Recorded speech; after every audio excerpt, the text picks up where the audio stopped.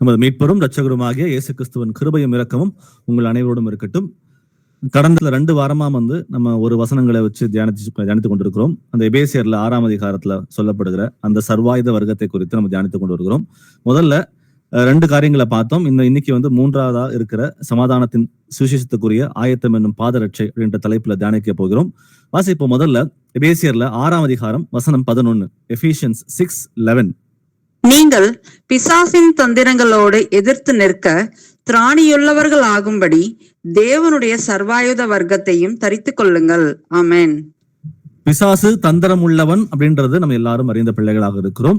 அவன் தந்திரத்தை நிறைய ரூபங்களை கொண்டு வரான். நம்ம ஆத்துமாக்களை கெடுக்கிறதுக்காக நிறைய பிளான்ஸ், நிறைய ஸ்கீம்ஸ் அவன் வைத்துக் கொண்டிருக்கிறான்.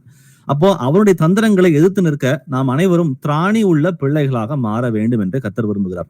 அப்போ அந்த திராணி உள்ள மகளாக நான் வாழ வேண்டும் என்றால் வசனம் சொல்வது போல தேவனுடைய சர்வாயுத வர்க்கத்தை தரித்து கொண்ட பிள்ளைகளாக நம்ம வாழும் பொழுது அவன் என்ன தந்திரங்களை உள்ளே கொண்டு வந்தாலும் அதை புரிந்து கொண்டு அவனை எதிர்த்து நின்று ஜெயிப்பதற்கு நமக்கு திராணி கிடைக்கும் என்பதை இந்த வசனங்கள் நமக்கு உணர்த்துகிறது. இதோட சீக்வன்ஸா நம்ம வாசிப்போம். எபேசியர்ல 6ஆம் அதிகாரம் வசனங்கள் 13 முதல் 17 வரை. எபிசியன்ஸ் 6:13-17. ஆகையால் தீர்ந்த நாளிலே அவைகளை நீங்கள் எதிர்க்கவும் சகலத்தையும் செய்து முடித்தவர்களாய் நிற்கவும் திராணியுள்ளவர்களாகும்படிக்கு தேவனுடைய சர்வாயுத வர்க்கத்தையும் எடுத்துக்கொள்ளுங்கள். சத்தியம் என்னும் கச்சையை உங்கள் அறையில் கட்டினவர்களாயும் நீதி என்னும் மார்க்கவசத்தை தரித்தவர்களாயும் சமாதானத்தின் சுவிசேஷத்திற்குரிய ஆயத்தம் என்னும் பாதரட்சையை கால்களிலே தொடுத்தவர்களாயும் பொல்லாங்கன் எய்யும் அக்கினி ஆஸ்திரங்களை எல்லாம் அவித்து போடத்தக்கதாய் எல்லாவற்றிற்கும் மேலாக விசுவாசம் என்னும் கேடகத்தை பிடித்து கொண்டவர்களாயும் நில்லுங்கள். இரட்சணியம் என்னும் தலைச்சீராவையும் தேவ வசனமாகிய ஆவியின் பட்டயத்தையும் எடுத்துக்கொள்ளுங்கள். ஆமென். ஆமென். கிறிஸ்தவளாக நமக்கு ஒரு ஆவிக்குரிய போராட்டம் இருக்கும் அப்படின்றத நம்ம எல்லாரும் புரிந்த பிள்ளைகளாக இருக்கிறோம். அதனாலதான் இந்த வசனங்கள் சொல்றது போல ஒரு ரோம சாம்ராஜ்யத்துல இருக்கிற ஒரு போர் சேவகனோட ஒப்பிட்டு காட்டுறாங்க. ஒரு ஆவிக்குரிய போர் சேவகனாக நம்ம எல்லாரும் இருக்கிறோம். அதான் பவுல் அடிக்கடி எழுதுவார் பாத்தீங்கல்ல, நல்ல போர் சேவகனாக நீ தீங்கு அனுபவி அப்படின்னு சொல்லிட்டு. அப்போ ஒரு ரோமன் சோல்ஜரோட நம்ம ஆவிக்குரிய நம்ம எல்லாரும் போர் சேவகர்களாக இருக்கிறோம். அது 2 ஒப்பிட்டு காட்டுறாங்க.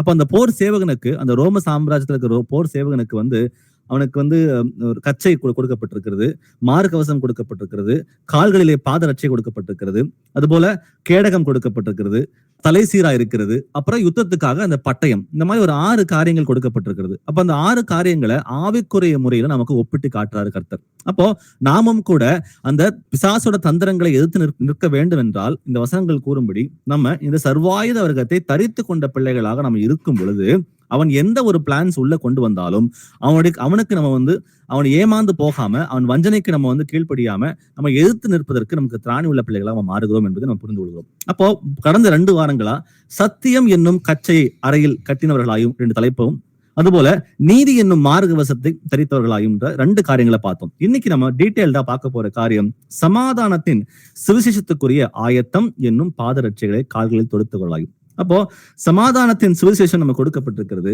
நம்ம எல்லாரும் எந்த சூழ்நிலையும் சத்தியத்தை வெளியே கொண்டு போய் சேர்க்க வேண்டியது நம்ம எல்லாரோட கடமையாக இருக்குது. அப்போ we always have to be ready to preach the gospel. அது நம்மேல் சுமத்தப்பட்ட கடமையா இருக்கிறது. அதை நான் செய்யாமல் போனால் அதுக்கு எனக்கு ஐயோன்றது வசனம் சொல்லி கொடுக்குது. அப்போ ரோமன் சோல்ஜருக்கு எடுத்துட்டோம்னா, அவன் நடக்கும் பொழுது அவனுடைய பாதரட்சை, அவன் போட்டுக்கிற அந்த ஷூ ரொம்ப ஸ்ட்ராங்கா, ரொம்ப ஃபர்மா, அந்த ஸ்ட்ராப்ஸ் எல்லாம் அந்த கால்களை சுத்தி அவன் நடக்கும் பொழுது அவனுக்கு எந்த ஒரு பேலன்ஸ்ல தவறாம, எந்த ஒரு யோசனை. இப்ப நமக்கே ஒரு எடுத்துக்காட்டுக்கு எடுத்துக்கலாமே, ஒரு செருப்பு ஒரு வேலை வெளியே போற பிஞ்சு போச்சு அப்படின்னா அது நடக்கும் பொழுது நமக்கு எவ்வளவு ஒரு இன்செக்யூரிட்டி. நம்ம காலை கீழே வச்சிருவோமோ, கரெக்டா வீடு போய் சேர்ந்துருவோமோ, அந்த பிஞ்ச செருப்போடயே கொஞ்சம் நடக்கிற சூழ்நிலை வந்துச்சு அப்படின்னா ரொம்ப அன்கம்ஃபர்டபுளா இருக்கும். அதான். ஆனா அந்த ரோமன் சோல்ஜருக்கும் பாத்தீங்கன்னா, அந்த போர் சேவனாக இருக்கும் பொழுது அவன் காலில் இருக்கிற அந்த செருப்பு, அந்த ஷூ அது ஃபர்மா இல்லை அப்படின்னா அவனுக்கு ஒரு சமாதானம் இருக்காது. அவனால ஜெயிச்சு போராட முடியாதுன்றத பார்க்கிறோம். அதுக்கு ஒத்ததாகவே கூட நமக்கு சொல்லப்பட்டிருக்கிறது ஆவிக்குரிய முறையில நமக்கு சமாதானத்தின் சுவிசேஷத்துக்குரிய ஆயத்தம் என்னும் பாதரட்சை அப்படின்னு பார்க்கிறோம். சோ நமக்கும் கூட ஒரு ஸ்பிரிச்சுவல் ஷூ கொடுக்கப்பட்டிருக்கு. அது நம்ம கொண்டு வருகிறது வந்து ஒரு சமாதானத்தை நமக்கு கொண்டு வருகிறது. அந்த சமாதானம் என்பது நமக்கு மாத்திரம் அல்ல. நல்லா தெரிஞ்சுக்கங்க, அந்த சமாதானம் என்பது உங்களுக்கு பர்சனலா மாத்திரம் இல்லை, எனக்கு பர்சனலா மாத்திரம் இல்லை. நான் கர்த்தர் தரும் சமாதானத்தை அனுபவித்து விட்டு அந்த சமாதானத்தை மற்றவர்களுக்கும் பகிர்ந்து கொடுக்கிறதுக்கு நான் அழைக்கப்பட்டிருக்கிறேன். அதை குறித்து சில வசனங்களை நம்ம வாசிப்போம். ஏன்னா சமாதானத்தை வந்து மற்றவங்களுக்கு நான் வந்து ஆஃபர் பண்ணும் பொழுது எனக்கு வந்து எந்த குழப்பங்கள் இருந்தாலும் சரி, எந்த பிரச்சனைகள் இருந்தாலும் சரி, அந்த உறவுகளை மேம்படுத்தி கொள்றதுக்கு அது எனக்கு வந்து அது ஏதுவாக இருக்கிறது. வாசிப்போம் பிலிப்பியர்ல 4ஆம் அதிகாரம் வசனம் 7. Philippians 4:7. அப்பொழுது எல்லா புத்திக்கும் மேலான தேவ சமாதானம் உங்கள் இருதயங்களையும் உங்கள் சிந்தைகளையும் கிறிஸ்து இயேசுக்குள்ளாக காத்துக்கொள்ளும். ஆமென். ஆமென். எல்லா புத்திக்கும் மேலான தேவ சமாதானம். கர்த்தராகிய இயேசு கிறிஸ்துவின் சுவிசேஷத்தை ஏற்றுக்கொண்டிருக்கிற பிள்ளைகளா இருக்கிற உங்களுக்கும் எனக்கும் வசனம் சொல்கிறது எல்லா புத்திக்கும் மேலான தேவ சமாதானம். அது ஒரு சூப்பர் நேச்சுரலான ஒரு எக்ஸ்பீரியன்ஸ். அது ஒரு சாதாரணமாக தான் வசனம் சொல்றது போல எல்லா புத்திக்கும் மேலான தேவ சமாதானம். அப்ப நம்ம புத்திக்கு எட்டாத ஒரு ஒரு ஒரு டிஃப்ரெண்டான ஒரு சூப்பர் நேச்சுரலான ஒரு எக்ஸ்பீரியன்ஸை கர்த்தர் நமக்கு கொடுக்கிறார். அப்போ அவர் அந்த சமாதானத்தை கொடுக்கும் பொழுது நாம எந்த ஒரு பயமும் இல்லாமல், எந்த ஒரு நடுக்கமும் இல்லாமல், ஒரு சமாதானத்தோட, ஒரு அமைதியாக, எந்த ஒரு பிசாசோட பிரச்சனைகள் வந்து நமக்கு உள்ள வந்தாலும் சரி, அதை மேற்கொண்டு சமாதானத்தோட அமைதியாக அதை கையாள சொல்லி கர்த்தர் நம்மை அழைக்கிறார். அதான் சத்திய சுவிசேஷம் உள்ளே வந்த பிறகு அவருடைய சமாதானத்தை நமக்கு பூர்ணமாக தருகிற தேவனாக இருக்கிறார். தான் வசனம் சொல்றது போல எல்லா புத்திக்கும் மேலான தேவ சமாதானம் உங்கள் இருதயங்களையும் உங்கள் சிந்தைகளையும் கிறிஸ்து இயேசுவுக்குள்ளாக நம்மை காத்துக் கொள்கிறது. அப்ப கர்த்தர் தருகிற சமாதானம் நமக்கு வந்து அது உள்ள வரும் பொழுது நம்ம எந்த ஒரு கலக்கமும் இல்லாமல், எந்த ஒரு பயமும் இல்லாமல் அமைதியாக அதை ஏற்றுக்கொள்ள வேண்டும் என்று இங்க வசனம் சொல்கிறது. வாசிப்போம் கொலோசியர்ல 3ஆம் அதிகாரம் வசனம் 15. Colossians 3:15. தேவ சமாதானம் உங்கள் இருதயங்களில் ஆளக்கடவது. இதற்கென்றே நீங்கள் ஒரே சரீரமாக அழைக்கப்பட்டீர்கள். நன்றி அறிதல் உள்ளவர்களுமாய் இருங்கள். ஆமென். ஆமென். இங்க நான் பார்க்கிற வார்த்தை ஆழக்கடவது அப்படின்ற வார்த்தையை நான் வந்து பார்க்கிறேன். ஏன்னா தேவ சமாதானம் உங்கள் இருதயங்களில் ஆழக்கடவது. அப்போ கர்த்தர் தருகிற அந்த சமாதானம் என் இருதயத்தை வந்து முற்றிலுமாக ஆண்டு கொண்டிருக்கும் பொழுது நான் எடுக்கிற ஒவ்வொரு முடிவும், நான் சிந்திக்கிற ஒவ்வொரு சிந்தனையும், என்னுடைய எமோஷன்ஸ், இந்த மாதிரி எது இருந்தாலும் சரி, அது வந்து இந்த உலகத்துக்கு நம்ம பார்க்கும் பொழுது சில டைம் அது ஒரு கேஆஸ் இருக்கும். ஒரு ஒரு பதட்டமோ ஒரு பிரச்சனைகள் வரும் பொழுது ஒரு நிம்மதியற்ற தன்மையும் இருக்கும். ஆனாலும் வசனம் சொல்வது போல கர்த்தர் நமக்கு கொடுத்த அந்த தேவ சமாதானம், அந்த தேவ சமாதானம் நமக்கு எப்ப வந்திருக்கு அப்படின்னா, கர்த்தருடைய சுவிசேஷத்தை நம்ம ஏற்றுக்கொண்ட பிள்ளைகளாக இருக்கும் பொழுது அவர் நமக்கு அந்த சமாதானத்தை வந்து தந்திருக்கிறார் பார்க்கிறோம். அப்போ அந்த சமாதானத்தை பெற்றுக்கொண்ட பிள்ளைகளாக நம்ம இருக்கும் பொழுது அதுதான் நம்மை ஆளுகை செய்யுமே தவிர ஏதோ ஒரு பிரச்சனையோ, ஏதோ ஒரு உபத்திரவமோ, ஏதோ ஒரு துன்பமோ, இல்ல ஒரு எமோஷனல் ஒரு இஷ்யூ வரும் பொழுது நம்ம வந்து அதுக்கு இடம் கொடுக்கும் பொழுது அது நம்மை ஆண்டு கொள்ள ஆரம்பிக்கிறது. ஆனாலும் வசனம் சொல்லுகிற பிரகாரமாக தேவ சமாதானம் நம் இருதயத்தை ஆள வேண்டும் என்று கர்த்தர் விரும்புகிறார். இதற்கென்றே நீங்கள் ஒரே சரீரமாக அழைக்கப்பட்டிருக்கிறீர்கள். நன்றி அறிதல் உள்ளவர்களாயும் இருங்கள். சோ ஒரு மாதிரி ஒரு சிச்சுவேஷன்ஸ் வந்து எவ்வளவு கேயாஸா இருந்தாலும் சரி, எவ்வளவு வந்து பிரச்சனைகள் வந்தாலும் சரி, நம்ம சமாதானத்தோட அமைதியாக ஒரு விஷயத்த ஒண்ணு புரிஞ்சுக்கணும். God is in full control. அவர் நம்முடைய பிதாவாக இருக்கிறார். அவரை ஏற்றுக்கொள்ளும் பொழுது நமக்கு புத்திர சுவிகாரத்தின் ஆவியை தந்திருக்கிறார். அப்போ அவரை நாம் வந்து முழுமையாக, நீதிமொழிகள் சொல்வது போல, மனுஷனே உன் சுய புத்தியின் மேல் சாராமல் உன் வழிகளிலெல்லாம் அவரை நினைத்துக்கொள் அப்படின்னு வசனம் சொல்லுகிறது. அப்போ அவர் வந்து complete control of my life. அவர் என்னோட கூட இருக்கும் பொழுது அவரே சொல்லுகிறார், சமாதானத்தை உங்களுக்கு நான் வைத்து போகிறேன் அப்படின்னு சொல்றார். அப்ப அந்த சமாதானம் எனக்குள்ளே வரும் பொழுது, அந்த சமாதானம் என்னை முற்றிலுமாக ஆட்கொண்டு என்னை வழிநடத்தும் பொழுது எனக்கு எந்த ஒரு கவலையும் இல்லாமல் நான் அமைதல் உள்ள மகனாக, அமைதல் உள்ள மகளாக நான் இருக்கும் பொழுது, அவர் மேல விசுவாசத்தை இருக்கும் பொழுது எல்லாம் எனக்கு நன்மைக்கு ஏதுவாக நடக்கும். யோவான் 14ஆம் அதிகாரம் வசனம் 27 வாசிக்கலாம். John 14:27. சமாதானத்தை உங்களுக்கு வைத்து போகிறேன், என்னுடைய சமாதானத்தையே உங்களுக்கு கொடுக்கிறேன். உலகம் கொடுக்கிற பிரகாரம் நான் உங்களுக்கு கொடுக்கிறதில்லை. உங்கள் இருதயம் கலங்காமலும் பயப்படாமலும் இருப்பதாக. ஆமென். சமாதானத்தை உங்களுக்கு வைத்து போகிறேன், என்னுடைய சமாதானத்தையே உங்களுக்கு கொடுக்கிறேன் என்று கர்த்தர் இங்க வந்து நமக்கு வாக்குத்தத்தமாக இந்த வார்த்தைகளை நமக்கு சொல்லிக் கொடுக்கிறார்.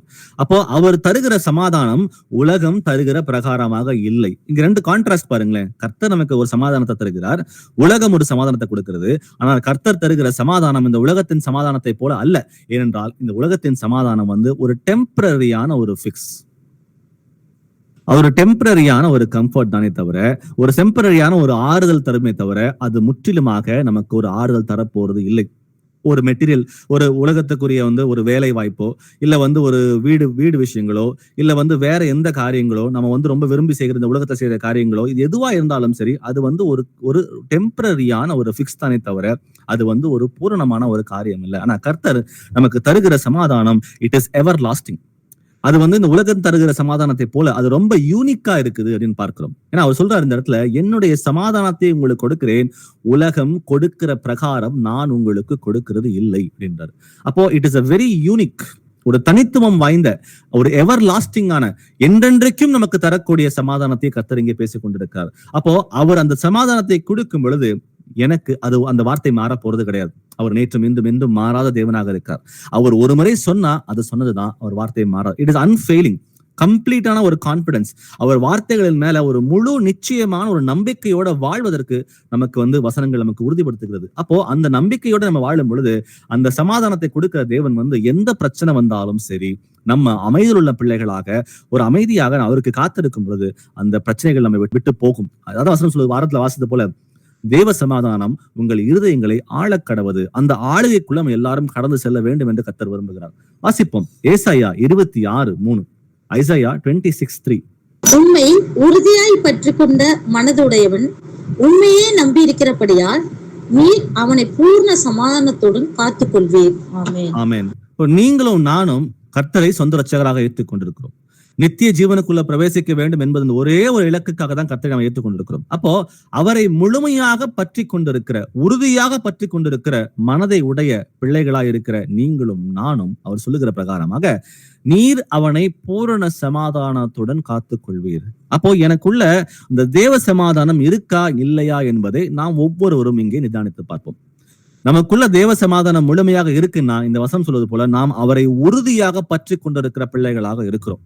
ஒருவேளை எனக்கு இந்த தேவன் கொடுக்கிற சமாதானத்தை அனுபவிக்க முடியாம நான் இருக்கிறேன் அப்படின்னா, நான் இன்னமும் கூட கர்த்தரை உறுதியாக பற்றி கொள்ளாமல் என் சுய புத்தின் மேல் சார்ந்து கொண்டிருக்கிறேன் என்பதை நம்ம புரிஞ்சுக்கணும். அப்போ இந்த வசனம் தீர்க்கமாக சொல்லுகிறது, நம்ம அவரை பற்றி கொண்டிருக்கும் பொழுது, அவரையே நாம் நம்பி இருக்கும் பொழுது கர்த்தர் கண்டிப்பாக அவனை பூரண சமாதானத்தோட நடத்தி கொள்வார். எவ்வளவு சேலஞ்சஸ் வந்தாலும் சரி, லைஃப்ல எவ்வளவு உபத்திரம் வந்தாலும் சரி, எவ்வளவு பிரச்சனைகள் வந்தாலும் சரி, எல்லா நேரத்திலையுமே அவரை பற்றி கொண்டு அவரையே நம்பி இருக்கிற மகளாக நம்ம வாழும் பொழுது நமக்கு கர்த்தர் பூரண சமாதானத்தை தர வாக்குத்தத்தம் பண்ணவர் உண்மை உள்ள தேவனாக இருக்கிறார். வாசிப்போம் சங்கீதம் 29:11, Psalms 29:11.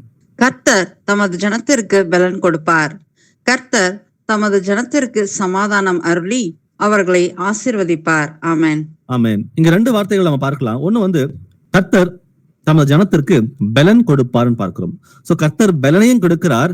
இரண்டாவது பகுதியா கர்த்தர் தமது ஜனத்திற்கு சமாதானத்தை தருகிறார்.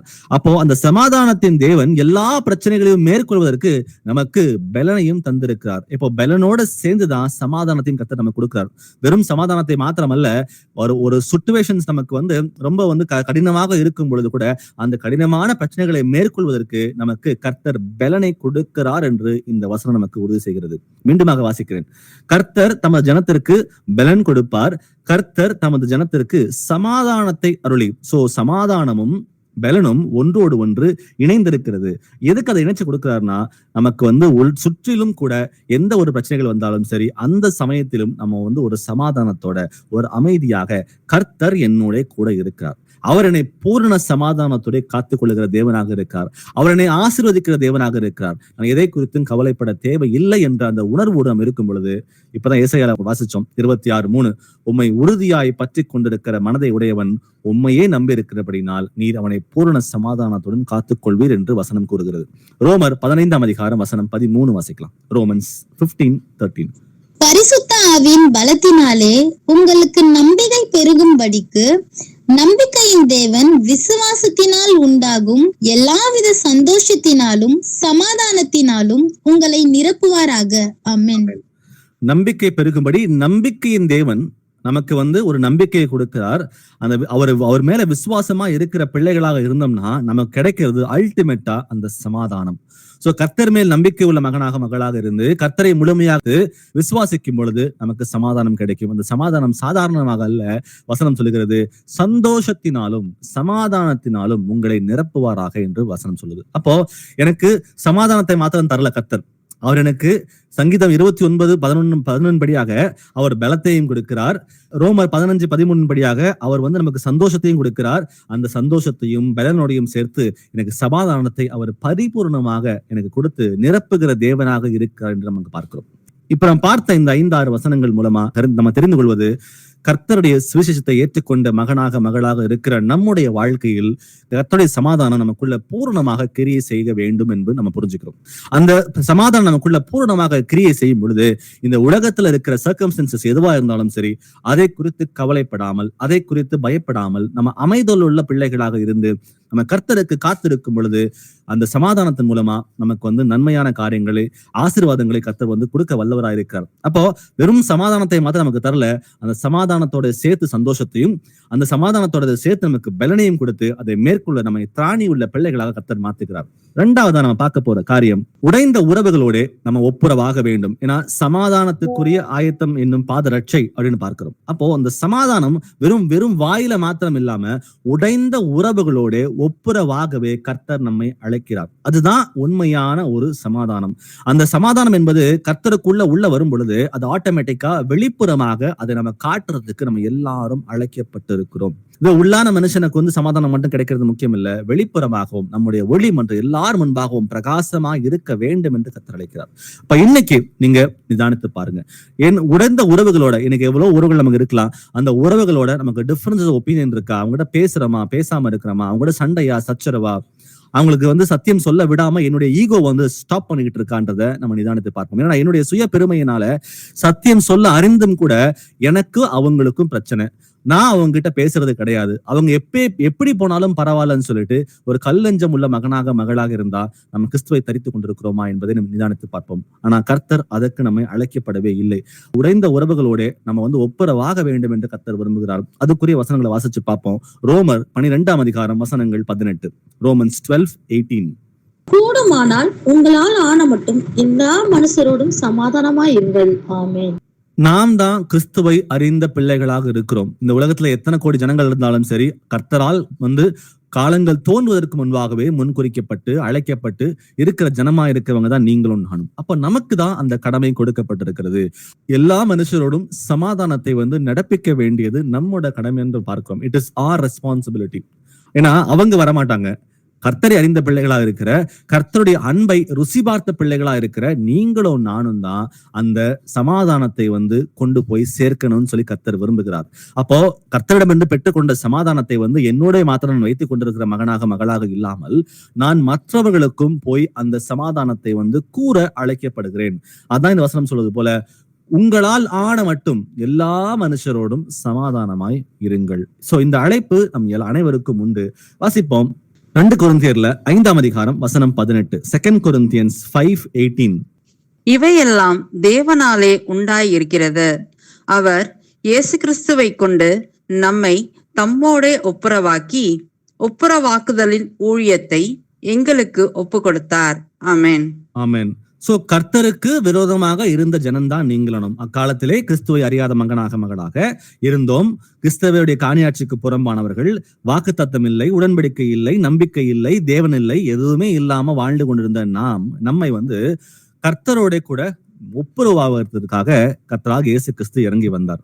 பிதாவாக தேவனோட நம்ம ஒப்புரவாகிறதுக்காக கர்த்தர் இறங்கி வந்தார் நம்ம பார்க்கிறோம். அப்ப இறங்கி வந்து நம்ம மேல அன்பு கூர்ந்து ரத்தத்தை சிந்தி நம் ஒவ்வொருவரையும் அவர் மீட்டெடுத்து அப்படி மட்டும் அவர் விடல. அவர் சொல்லுகிற அந்த வசனத்தின்படி ஒப்புரவாகுதலின் ஊழியத்தை எங்களுக்கு ஒப்பு கொடுத்திருக்கிறார். அப்போ நமக்கும் கூட அந்த ஒப்புரவாகுதலின் ஊழியம் கொடுக்கப்பட்டிருக்கிறது. அப்போ இது கர்த்தருடைய வேலை மாத்திரமல்ல, நீங்களும் நானும் பிதாவாகிய தேவனிடம் ஒப்புரவாக வேண்டும் என்று கர்த்தர் இறங்கி வந்தார். அத்தோட முடிஞ்சு போச்சுன்னு இல்ல. அதற்கு பிறகு அந்த சமாதானத்தை பெற்றுக்கொண்ட மகளாக இருக்கிற நாம் மற்றவர்களை ஒப்புராக்க வேண்டும் என்று கர்த்தர் விரும்புகிறார். வசனம் ரொம்ப தெளிவாக இருக்கிறது. இது ஒரு ஊழியம். நம்ம யாரோட பிரச்சனைகள் இருந்தாலும் சரி, இந்த உலகத்துல நம்ம நிறைய பிரச்சனைகள் வந்திருக்கலாம், நம்மளை ஏமாத்திருக்கலாம், நம்மளை திட்டி இருக்கலாம், அவமானப்படுத்திருக்கலாம், பணத்தை ஏமாத்திருக்கலாம், இல்ல நம்ம துரோகம் செஞ்சிருக்கலாம். எது செய்திருந்தாலும் சரி, நான் இந்த உலகத்துல பிறந்த எல்லா பாவிகளிலும் பிரதான பாவி நான் என்று பவுல் சொல்லுகிறார். அது போல நாமும் கூட நிறைய பாவ காரியங்களை செய்திருப்போம். ஆனால் நம்முடைய பாவங்களை மன்னிப்பதற்காக நம்மை பிதாவாகிய தேவனிடம் ஒப்புரவாக்குறதுக்காக கர்த்தராகிய இயேசு கிறிஸ்து வானத்திலிருந்து இறங்கி வந்தார். அப்போ அதை நமக்கு செய்து முன்மாதிரியாக காட்டின தேவன் அவர் விரும்புகிற காரியம் நாமும் கூட மற்றவர்களோட ஒப்புரவாக வேண்டும். இது ஒரு ஊழியமாகவே நமக்கு கொடுத்திருக்கிறார். மத்தேயு 5ஆம் அதிகாரம் வசனங்கள் 23 முதல் 24 வரை வாசிப்போம். Matthew 5:23-24.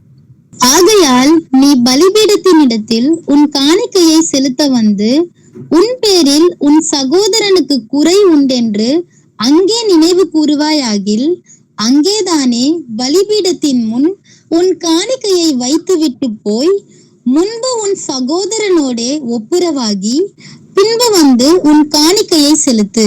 ஆமென். ஆமென். இந்த வசனத்தை வாசிக்கும் பொழுது நம்ம ஜெபம் பண்ண போறோம். ஜெபம் பண்ணும் பொழுது கர்த்தர் அங்கே உனக்கும் ஒரு சகோதரனுக்கும் சகோதரிக்கும் ஒரு விரோதம் இருக்கிறது அப்படின்னு சொல்லி நினைவு கூறும் பொழுது அந்த ஜெபத்தை ஸ்டாப் பண்ணிட்டு நீ போய் சகோதரனுடைய ஒப்புரவாகு என்று கர்த்தர் கூறுகிறார். அப்போ இங்க நம்ம பார்க்கிற ஒரு காரியம் என்னன்னா, எவ்வளவு ஒரு அர்ஜென்சி இருக்கு அதுல. ஜெபம் பண்றது நம்ம எல்லாருக்கும் முக்கியமான காரியம். அந்த ஜெபம் கூட நீ பண்ணாத, அதை முதல்ல நிறுத்து. போய் யாரோட சண்டையா இருக்குதோ அவங்களுடைய ஒப்புரவாகு, அதுக்கப்புறம் உன்னுடைய காணிக்கையை செலுத்துன்னு கர்த்தர் சொல்றாரு அப்படின்னா அது எவ்வளவு ஒரு முக்கியத்துவம் வாய்ந்த காரியமாக இருக்கிறது, அது எவ்வளவு அர்ஜென்டான ஒரு காரியமாக இருக்குது என்று நாம் புரிஞ்சுக்கணும். அப்போ நமக்கு விரோதமாக யாராவது செஞ்சிருக்கிறாங்க, அவங்க மன்னிக்க முடியாம நம்ம இருக்கோம் அப்படின்னா நம்முடைய ஆவிக்குரிய வாழ்க்கையில நம்ம வளர விடாம அதை நமக்கு தடை செய்கிறது என்பதை நம்ம புரிந்து கொள்ளணும். அதான் வசனம் சொல்றது. நம்ம ஜெபம் பண்றோம், ஜெபம் பண்ணும்போது கர்த்தர் உணர்த்துகிறார், அந்த ஜெபத்தை ஸ்டாப் பண்ணிட்டு நீ போய் ஒப்புரவாயிட்டு அதுக்கப்புறம் வா அப்படின்னா ஆவிக்குரிய அந்த spiritual life, it affects our spiritual life.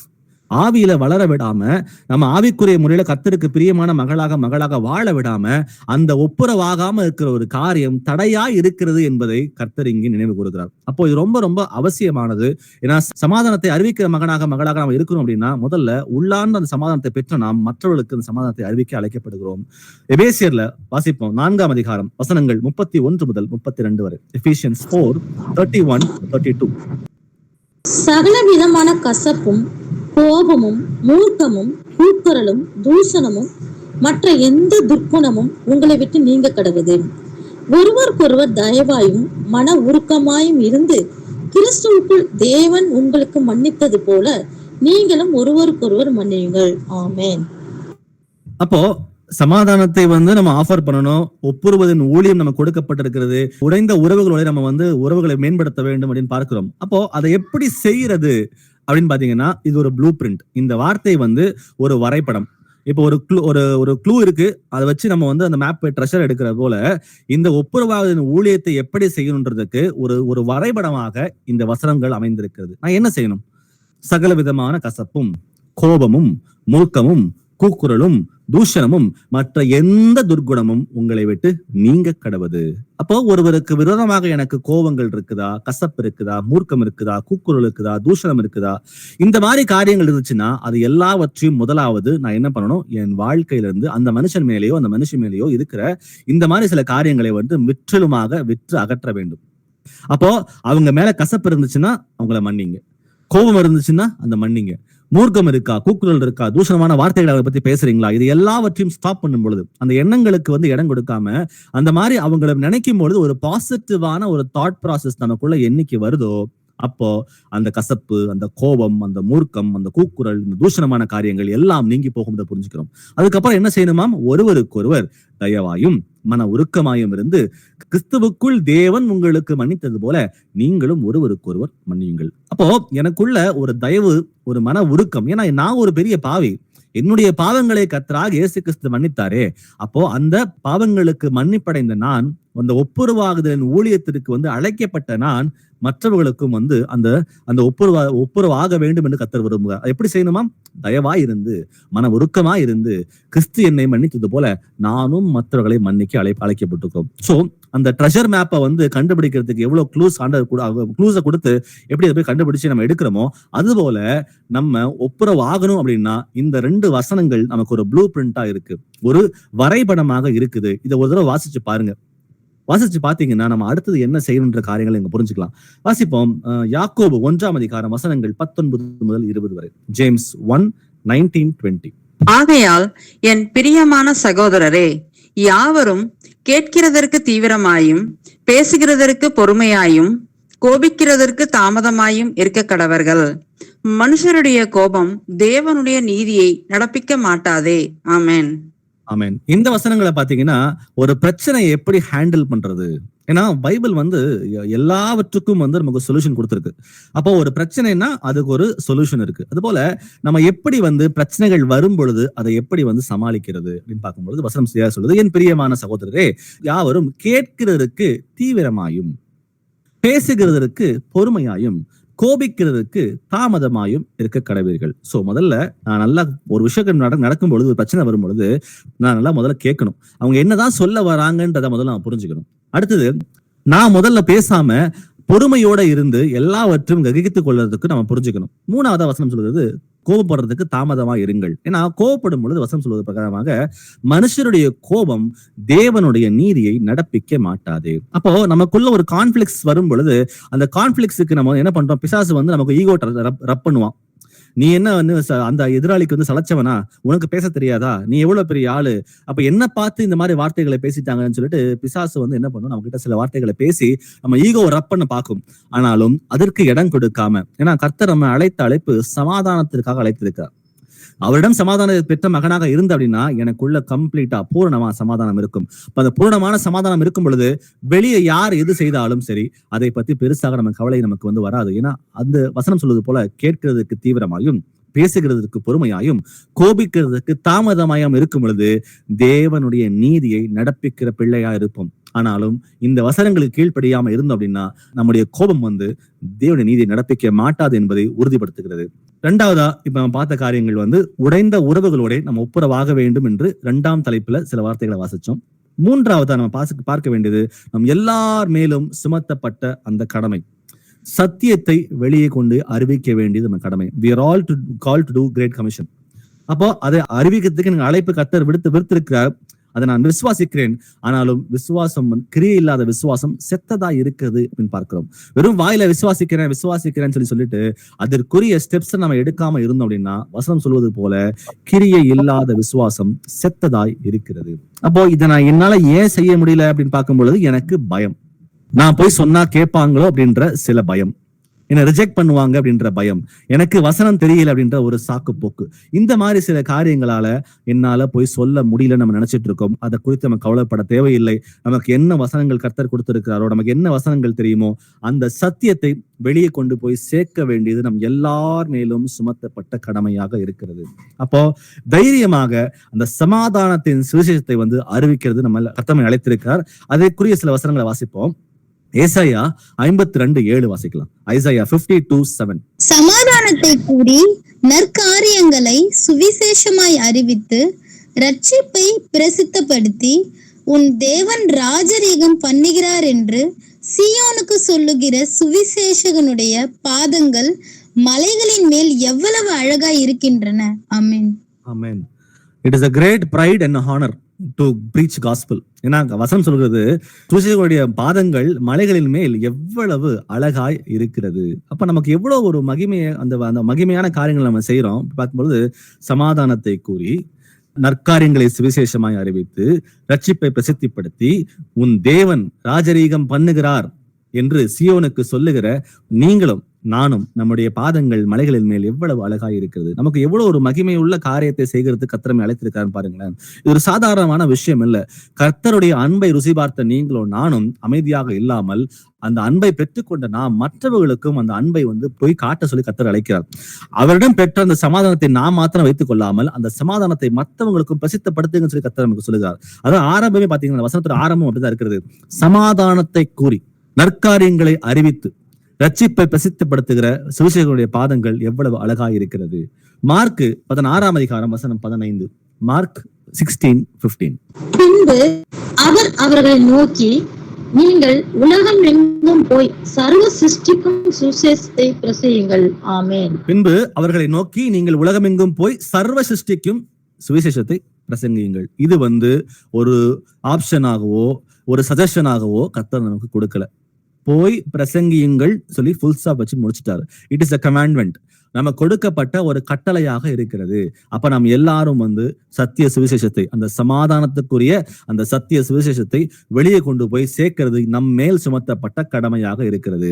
அப்போ அதை செய்ய விடாம தடையா இருக்கிற எல்லாவற்றையும் நாம் மேற்கொண்டுதான் ஆகணும். ஏன்னா சத்துருவானவன் அதை செய்ய விடாம நிறைய காரியங்களை உள்ள கொண்டு நம்ம தடை செய்யறதுக்கு அவன் ரெடியா தான் இருக்கிறான். ஆனாலும் அதற்கு நம்ம முக்கியத்துவம் கொடுக்காம கர்த்தரை மகிமைப்படுத்தக்கூடிய மகளாக கர்த்தர் விரும்புகிற அந்த சமாதானத்தின் சுவிசேஷத்தை வெளியே கொண்டு போய் சேர்க்கிறது என்னுடைய கடமை, உங்களுடைய கடமை. அது தயக்கப்படாம தைரியமாக அறிவிங்க. ஏன்னா பேசுகிறவர்கள் நீங்கள் அல்ல, பிதாவின் ஆவியானவரே உங்களிலிருந்து பேசுகிறான்னு சொல்லி கர்த்தர் சொல்லுகிறார். வானத்தையும் பூமியும் உண்டாக்குன சர்வ வல்லமையுள்ள தேவனுடைய ஆவியானவர் நம்முடைய கூட இருந்து நமக்கு தைரியத்தை கொடுத்து, நமக்கு பலனை கொடுத்து நம்மை வழிநடத்துகிற தேவனாக இருக்கிறார் நம்ம பார்க்கிறோம். வாசிப்போம் மத்தேயு 28ஆம் அதிகாரம் வசனங்கள் 19 முதல் 20 வரை. Matthew 28:19-20. ஆகையால் நீங்கள் புறப்பட்டு போய் சகல ஜாதிகளையும் சீஷராக்கி பிதா குமாரன் பரிசுத்த ஆவியின் நாமத்திலே அவர்களுக்கு ஞானஸ்நானம் கொடுத்து, நான் உங்களுக்கு கட்டளையிட்ட யாவையும் அவர்கள் கைக்கொள்ளும்படி அவர்களுக்கு உபதேசம் பண்ணுங்கள்.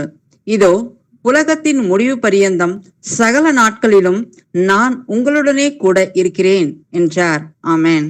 ஆமென். மார்க் 16:15 மத்தேயு 28:19-20 ஒரே காரியங்களை அறிவிக்கிறது. நீங்கள் புறப்பட்டு போய் சகல ஜாதிகளையும் சீஷராக்கி அப்படின்னு பார்க்கிறோம். இப்போ சீஷராக மாற்ற வேண்டியது நம்முடைய வேலையாக இருக்கிறது. புறப்பட்டு வெளியே போய் சத்தியத்தை அறிவிக்கணும்னு பார்க்கிறோம். அப்போ வசனம் 20 சொல்லுது பாருங்களா, நான் உங்களுக்கு கட்டளையிட்ட யாவையும் அவர்கள் கைகொள்ளும்படிக்கு அவர்களுக்கு உபதேசம் பண்ணுங்கள். அப்போ நம்ம என்ன கர்த்தரிடம் கற்றுக்கொண்டு இருக்கிறோமோ அந்த சத்தியத்தை வெளியே கொண்டு போய் அறிவிக்க வேண்டியது நம் எல்லார் மேலும் சுமத்தப்பட்ட கடமையா இருக்கிறது. நம்ம அது போய் சொல்றது மாத்திரமல்ல, அவர் இங்க சொல்லுகிறார், இதோ உலகத்தின் முடிவு பரியந்தம் சகல நாட்களிலும் நான் உங்களுடனே கூட இருக்கிறேன். தேவனுடைய ஆவி நம்மோட கூட இருக்கும் பொழுது நாம் ஏன் பயப்பட வேண்டும்? அவர் நம்மோட இருக்கிறவர் சொல்லுகிறார், பலமும் அன்பும் தெளிந்த புத்தி உள்ள ஆவி நமக்கு தந்திருக்கிறேன்னு சொல்றார். அப்ப அவரே நம்மோட கூட இருக்கும் பொழுது நாம் எதுக்கு குறிச்சும் பயப்படமோ ஒரு ஐயப்படவோ தேவையில்லை. எதை குறிச்சும் நம்ம யோசிக்க தேவையில்லை. ஆனா நம்ம அவர் சொன்ன கட்டளைகளுக்கு கீழ்ப்படிந்திருந்து நம்ம அந்த சத்தியத்தை வெளியே அறிவிக்கும் பொழுது, இந்த சமாதானத்துக்குரிய அந்த சுவிசேஷத்தை அறிவிக்கும் பொழுது அவர் நம்மோட கூட இருந்து நம்மை நடப்பிக்கிற தேவனாக இருக்கான்னு பார்க்கிறோம். 2 தீமோத்தேயு 4ஆம் அதிகாரம் வசனம் 2 வாசிக்கலாம். 2 Timothy 4:2. சமயம் வாய்த்தாலும் வாய்க்காவிட்டாலும் ஜாக்கிரதையாய் திருவசனத்தை பிரசங்கம் பண்ணு. எல்லா நீடிய சாந்தத்தோடும் உபதேசத்தோடும் கண்டனம் பண்ணி கடிந்து கொண்டு புத்தி சொல்லு. ஆமென். ஆமென். சமயம் வாய்த்தாலும் வாய்க்காவிட்டாலும். சோ நற்கிரிகளை செய்வதற்கு இந்த உலகம் தோன்றுவதற்கு முன்பாகவே கர்த்தர் அந்த காரியங்களை ஆயத்தம் பண்ணி இருக்கிறார்னு வசனங்களை வாசிக்கிறோம். அப்போ ஒரு விஷயத்த ஒருத்தர் நீங்க பாக்குறீங்க அப்படின்னா, சத்தியம் சொல்றதுக்கு ஒரு ஆப்பர்ச்சுனிட்டி கிடைக்குது அப்படின்னா அந்த சூழ்நிலையை கர்த்தர் நம்ம வாழ்க்கையில உண்டாக்கி கொடுத்திருக்கிறார். இப்போ ரோட்ல நீங்க போறீங்க, ஒரு சாப்பாடு இல்லாம ஒருத்தர் கஷ்டப்பட்டு இருக்காரு அப்படின்னா அவருக்கு சாப்பாடு வாங்கி கொடுக்கறது கர்த்தர் உங்களுக்கு திராணியை கொடுத்திருக்காரு. அப்ப நம்ம என்ன பண்ணலாம், அவங்களுக்கு சாப்பாடை வாங்கி கொடுக்கலாம். அப்போ இதுதான் காலங்கள் தோன்றுவதற்கு முன்பாகவே நற்கிரியை செய்கிறதுக்கு அந்த நேரத்தை அந்த சூழ்நிலையை கர்த்தர் நமக்கு முன்னதாகவே ஆயத்தம் செய்து வைத்திருக்காருன்னு பார்க்கிறோம். அப்ப அது போலதான் நம்ம சத்தியத்தை போய் வெளியே அறிவிக்கிறதுக்கு அந்த காலங்களையும் அந்த சூழ்நிலையும் கர்த்தர் உருவாக்கி வைத்திருக்கிறார். அப்ப நான் என்ன பண்ணணும், அதை புரிந்து கொண்ட பிள்ளைகளாக அந்த ஆப்பர்ச்சுனிட்டியை மிஸ் பண்ணாம நம்ம என்ன பண்ணணும், சத்தியத்தை அறிவிக்கணும்னு சொல்லி பார்க்கிறோம். அப்போ சமயம் வாய்த்தாலும் வாய்க்காவிட்டாலும் அடுத்த வார்த்தையை நான் பார்க்கிறேன், ஜாக்கிரதையாய் திருவசனத்தை பிரசங்கம் பண்ணு. பாம்பை போல வின உள்ளவர்களாயும் புறாவை போல கபடற்றவர்களாயும் இருங்கள் சொல்லி கர்த்தர் விரும்புகிறார். சோ நேரத்தை பார்த்து சூழ்நிலையை பார்த்து அந்த இடத்துல ஞானமாய் செயல்பட்டு சத்திய சுவிசேஷத்தை வெளியே போய் சேர்க்க வேண்டியது நம்முடைய கடமை. அப்ப அறிவிக்கும் பொழுது கர்த்தர் சொல்லுகிறார், எல்லா நீடிய சாந்தத்தோடும் உபதேசத்தோடும் கண்டனம் பண்ணி கடிந்து கொண்டு புத்தி சொல். அப்போ நீடிய சாந்தமுள்ள மகனாக இருந்து மகளாக இருந்து சத்தியத்தை அறிவிக்க சொல்லி நம்ம கர்த்தர் இங்கே அழைக்கிறான்னு பார்க்கிறோம். ரோமர் 1ஆம் அதிகாரம் வசனம் 16 வாசிக்கலாம். ரோமன்ஸ் 1:16. கிறிஸ்துவின் சுவிசேஷத்தை குறித்து நான் வெட்கப்படேன். முன்பு யூதரிலும் பின்பு கிரேக்கரிலும் விசுவாசிக்கிறன் எவனோ அவனுக்கு இரட்சிப்பு உண்டாவதற்கு அது தேவபலனாய் இருக்கிறது. ஆமென். அப்போ இந்த வசனம் சொல்றது, கிறிஸ்துவின் சுவிசேஷத்தை குறித்து நான் வெட்கப்படேன் அப்படின்னு பார்க்கிறோம். அப்ப வெட்கத்துக்கு ஆப்போசிட் என்ன? எனக்கு அதுல பெருமை. அப்போ கர்த்தருடைய சத்தியத்தை வெளியே கொண்டு போய் நான் சேர்க்கிறதுக்கு நான் பெருமையோட போய் சேர்க்கணும். ஏன்னா ராஜாதி ராஜாவோட மகனாக இருக்கிறேன், எனக்கு ஒரு ஊழியத்தை கொடுத்திருக்கார். அப்ப அதை புரிந்து கொண்டவனாக சத்தியத்தை வெளியே போய் சேர்க்கணும், அந்த சுவிசேஷத்தை வெளியே போய் சேர்க்கணும்னு என்னோட சுமத்தப்பட்ட கடமைன்னு பார்க்கிறோம். அப்போ அதை குறித்து வெட்கப்பட தேவையில்லை. அதில் நான் பெருமை கொண்டு அந்த சத்தியத்தை போய் வெளியே போய் பிரீச் பண்ண சொல்லி கர்த்தர் நம்மை அழைக்கிறார். சோ முன்பு யூதரிலும் பின்பு கிரேக்கரிலும் விசுவாசிக்கிறவனோ அவனுக்கு ரட்சிப்பு உண்டாவதற்கு அது தேவ பலனா இருக்கிறது. அப்போ அந்த சுவிசேஷம் இருக்கு பாத்தீங்களா, அது மற்றவர்கள் ரட்சிப்புகளை கொண்டு வரதுக்கு அது தேவ பலனா இருக்குது அப்படின்னு பார்க்கிறோம். அப்போ அதை புரிந்து கொண்டவராக எவ்வளவு லைஃப் டிரான்ஸ்ஃபார்ம் ஆகும். சத்தியத்தை ஏத்துக்கொண்டாங்க அப்படின்னா அவங்க லைஃப் முற்றிலுமாக அது மாற்றம் அடையும். நம்ம எல்லாம் இப்ப அந்த அன்பை நீங்களும் நானும் ருசி பார்த்திருக்கோம். நம்முடைய லைஃப் எவ்வளவோ மாற்றங்கள் வந்திருக்கு. கர்த்தரை அறிவதற்கு முன்பாக, கர்த்தரை அறிந்த பின்பாக வாழ்க்கையை பிரிச்சு எடுத்து பார்த்தோம்னா நம்முடைய வாழ்க்கையில எவ்வளவோ சமாதானம், எவ்வளவோ சந்தோஷங்கள், போராட்டங்கள் எவ்வளவு கூட இருந்தாலும் கூட கர்த்தர் என்னோட கூட இருந்து அவர் ஃபுல் கண்ட்ரோல் இருக்கிறார். அவர் எது செய்தாலும் எனக்கு நன்மையா தான் இருக்குன்ற அந்த முழு நிச்சயத்தோட நம்ம எல்லாரும் வாழ்ந்து கொண்டு இருக்கிறோம். அப்போ அது தகுந்தாப்பல போல உபத்திரவங்கள் எவ்வளவு வந்தாலும் சரி ஒரு காலகட்டத்துக்கு அப்புறம் அது இல்லாம அது போகுது. எவ்வளவோ ஆவியில வளர்ந்திருக்கிறோம். அப்போ இந்த அன்பை ருசி பார்த்த நாம் மற்றவர்களும் அதை ருசி பார்க்க வேண்டும் என்ற அந்த நோக்கத்தோட நம்ம கிளம்பி போகும் பொழுது அது மற்றவர்களுக்கும் தேவ பலனா இருக்குதுன்னு பார்க்கிறோம். 1 பேதுரு 3ஆம் அதிகாரம் வசனம் 15 வாசிக்கலாம். 1 Peter 3:15. கர்த்தராகிய தேவனை உங்கள் இருதயங்களில் பரிசுத்தம் பண்ணுங்கள். உங்களில் இருக்கிற நம்பிக்கையை குறித்து உங்களிடத்தில் விசாரித்து கேட்கிற யாவருக்கும் சாந்தத்தோடும் வணக்கத்தோடும் உத்தரவு சொல்ல எப்பொழுதும் ஆயத்தமாய் இருங்கள். ஆமென். கர்த்தரால் பிரித்தெடுக்கப்பட்ட ஜனம், கர்த்தருக்கு முன்பாக பரிசுத்தமாய் வாழவே அழைக்கப்பட்டிருக்கிற ஜனம் நீங்களும் நானும். அப்போ நம்முடைய நம்பிக்கையை குறித்து யாரு கேட்டாலும் சரி வெட்கப்படாம அவர் சாந்தத்தோடும் வணக்கத்தோடும் உத்தரவு சொல்ல நம்ம எப்பொழுதும் ஆயத்தமா இருக்க வேண்டும். அப்ப காலையில 6 மணியா இருந்தாலும் சரி, நைட்டு 12 மணியா இருந்தாலும் சரி, ராத்திரி 3 மணியா இருந்தாலும் சரி, ஜெபத்துக்கு யாராவது உதவி கேட்டாங்க அப்படின்னா அவங்களுக்கு ஜெபிக்க வேண்டியது நம்முடைய கடமையா இருக்கிறது. ஜெபம் மாத்திரமல்ல, சத்தியத்தை அறிவிக்க வேண்டியது நம்ம கடமையா இருக்கிறது. கர்த்தர் என்னென்ன காரியங்களை செய்ய வல்லவரா இருக்கான்னு சொல்லிக் கொடுக்க கடமை நமக்குள்ள இருக்கிறது. அப்போ அந்த அன்பை ருசி பார்த்த நானும் கூட அமைதியா இல்லாம அதை போய் வெளியே போய் சேர்க்கறதுக்கு நம் கால்கள் ரெடியா இருக்கணும். அதுதான் சமாதானத்தை அறிவிக்கிற அந்த சுவிசேஷக்கூடிய பாதங்கள் எவ்வளவு அழகா இருக்குது அப்படின்னு பார்க்கிறோம். சோ இப்போ இவ்வளவு நேரமா நம்ம சில காரியங்களை தியானிச்சோம். இப்போ அடுத்ததா பார்க்க போற தலைப்பு கிறிஸ்து விரும்பும் அந்த அன்போட கருத்து வேறுபாடுகளை மேற்கொள்ளலாம் அப்படின்ட்டு. ஆனா கருத்து வேறுபாடுகள் கண்டிப்பா வரும். சபையிலும் சரி, உலகத்திலையும் சரி, நமக்கு ஒரு கான்ஃபிளிக்ஸ் எப்பயுமே வந்துட்டு தான் இருக்கும். ஆனா அந்த கான்ஃபிளிக்ஸை கையாள்றது கிறிஸ்துவின் அன்பை போல, கிறிஸ்து எப்படி எனக்காக ரத்தம் சிந்தி என்னை மன்னித்தாரோ அது போல நானும் கூட மன்னிப்பதற்கு அவரை போலவே மாறணும்னு சொல்லி கர்த்தர் விரும்புகிறார். அப்போ ஆல்ரெடி சொன்னது போல கான்ஃபிளிக்ட்ஸ் டெஃபினட்டா வரும். இந்த கருத்து வேறுபாடுகள் டெஃபினட்டா வரும். ஆனாலும் கூட அந்த கருத்து வேறுபாடுகள் எவ்வளவு வந்தாலும் சரி அது எல்லாத்தையும் ரொம்ப நீட்டா ஒரு ஹம்பிள்னஸோட, ஒரு தாழ்மையுள்ள இருதயத்தோட, ஒரு நல்ல ஒரு வார்த்தைகளோட, இருதயத்துக்கு மருந்தா இருக்கிற சில வார்த்தைகளோட, மன்னிக்கும் மனதோட நம்ம அந்த வார்த்தைகளை நான் பேசும் பொழுது கண்டிப்பா அந்த இடத்துல கருத்து வேறுபாடுகள் எது இருந்தாலும் அதை மேற்கொள்ள நம்மளால முடியும். சோ டிஸ்அக்ரிமெண்ட்ஸ் வரும் பொழுது அது ஒரு ஆப்பர்ச்சுனிட்டியா பயன்படுத்தி, அப்போ டிஃபரன்சஸ் வரும் பாத்தீங்களா, யாரோ ஒருத்தரோட பேசும் பொழுது ஒரு சண்டைக்குரிய காரியங்களோ, ஒரு மனஸ்தாபத்துக்குரிய காரியங்களோ, மன வருத்தக்குரிய காரியங்களோ வரலாம். ஆனா அந்த சூழ்நிலையை ஒரு ஆப்பர்ச்சுனிட்டியா மாற்றி அது கர்த்தருடைய அன்பை வெளிக்காட்டுகிற பிள்ளைகளாக நம்ம வரணும்னு சொல்லி கர்த்தர் அழைக்கிறார். ஏன்னா இந்த சுவிசேஷத்தை அறிவிக்கிறதுக்கு முன்பாக சமாதானத்தோட நம்ம இருக்கணும்னு சொல்லி கர்த்தர் விரும்புகிறார். இந்த சமாதானம் நம்ம இதயத்துல மாத்திரம் இல்லாமல் மற்றவர்களுக்கும் அதை போய் சேர சொல்லி கர்த்தர் விரும்புகிறார். மத்தேயு 5ஆம் அதிகாரம் வசனம் 9 வாசிக்கலாம். Matthew 5:9. சமாதானம் பண்ணுகிறவர்கள் பாக்கியவான்கள், அவர்கள் தேவனுடைய புத்திரர் எண்ணப்படுவார்கள். ஆமென். ஆமென். சமாதானம் பண்ணுகிறவர்கள் பாக்கியவான்கள். யார் பாக்கியவான்? பரலோகத்துக்கு போக போற நீங்களும் நானும் தான் பாக்கியவான்களாக இருக்கிறோம். அப்போ சமாதானம் பண்ணுகிற பிள்ளைகளா இருந்தா மட்டும்தான் மலை பரலோகம் போக முடியும். அவர்கள் தான் தேவனுடைய புத்திரர் எனப்படுவார்கள் பார்க்கிறோம். அப்போ சமாதானத்தை நடப்பிக்கிறதுக்கு எப்பயுமே ஒரு ஆப்பர்ச்சுனிட்டியை தேடுகிற மகனாக மகளாக இருக்க சொல்லி கர்த்தர் நம்மை அழைக்கிறார். ஏன்னா அந்த ஊழியத்தை உங்களுக்கு எனக்கு கொடுத்திருக்கிறாரே, நம்மோட கூட பிதாவாகிய தேவனுக்கு முன்பாக ஒப்புரவாக்கினாரே, அப்ப அந்த ஊழியத்தை நமக்கும் கொடுத்திருக்கிறார். அப்படின்னா we have to search for opportunities. ஒரு எங்கெல்லாம் வாய்ப்பு கிடைக்குதோ அந்த வாய்ப்பை தேடி ஆராய்ஞ்சு யாரெல்லாம் ஒப்புரவாகாம இருக்கிறோமோ அந்த ஒப்புரவு அவரோட ஆக வேண்டும். கூடுமானால் எல்லாரோடும் சமாதானமா இருங்கள் அப்படின்னு சொல்லி வசனங்கள் சொல்லுகிறது. ரோமர்ல 12ஆம் அதிகாரம் வசனங்கள் 17 முதல் 21 வரை. ரோமன்ஸ் 12:17-21. ஒருவனுக்கும் தீமைக்கு தீமை செய்யாதீர்கள், எல்லா மனுஷருக்கும் முன்பாக யோக்கியமானவைகளை செய்ய நாடுங்கள், கூடுமானால் உங்களால் ஆன மட்டும் எல்லா மனுஷரோடும் சமாதானமாய் இருங்கள்.